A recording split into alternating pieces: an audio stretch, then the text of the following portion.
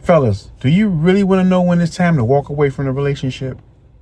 I'm Michael Ballard, the marriage pastor. I help singles find their soulmates without creating soul ties. And I help couples fix what's broken 7 times faster than therapy. Listen, I'm not for marriage. I'm for kingdom marriage. And there comes a point when staying is no longer faithfulness. It's foolishness. And too many men are holding on to a relationship that's been dead for years. Why? Because culture trained us to stay, even when it's killing us. Here's the reality. There are a lot of good men dying in bad marriages. He stays because he saw his mom suffer when his daddy left. He stays because of the kids. He stays because he's afraid that if he leaves, she'll weaponize visitation or let another man around his kids. He stays because the church told him, just love her through it. But nobody asks if she left first, in her spirit, by her words, in her actions. She's still in the house, but she abandoned you a long time ago. Brothers, it's time to walk away when these things are happening. Number 1, she's hitting you or destroying your property. Abuse is not gender specific, and it's not love.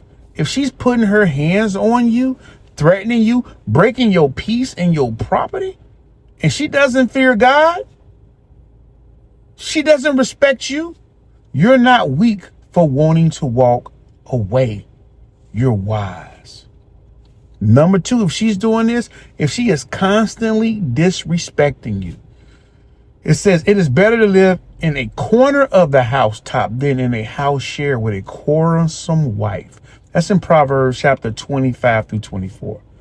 If she talks to you like you a child, cuts you down in public, undermines your authority as a man and as a father, that's not a wife. That's not a partner. That's a prideful enemy in your bed. Number 3, she's told you or shown you she don't want you. A woman who withholds her body, withholds her affection, withholds her time, her energy, her peace, even her words, she's left already. You're fighting to stay in a covenant that's already spiritually divorced. Number 4, you can't touch her anymore. Every time you touch her, she flinches. She rolls over. She rejects every attempt to connect. You feel like an intruder in your own house. Sex is not just physical. It's spiritual glue. When that glue is gone, the cracks in your marriage widen. Number 5, she's never happy with you, but won't let you go. You try, you serve, you lead, but it's never enough. And deep down, you realize she doesn't want healing. She wants control. It says in Proverbs chapter 21:19, better to live in a desert than with a quarrelsome and nagging wife. Listen, here's the hard truth.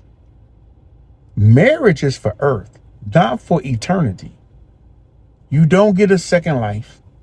You don't get a do-over.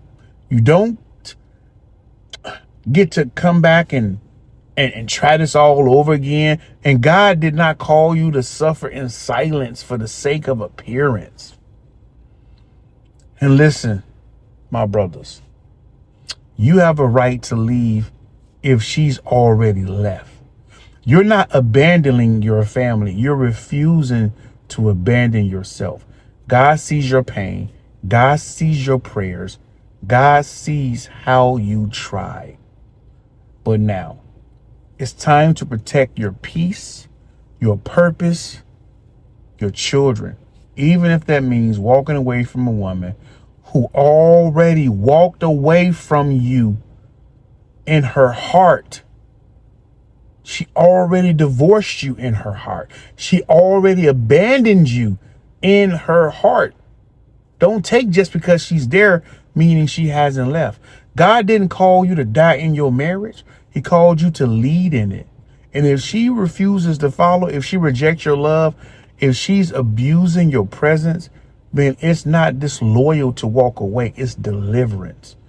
My brother, enough is enough.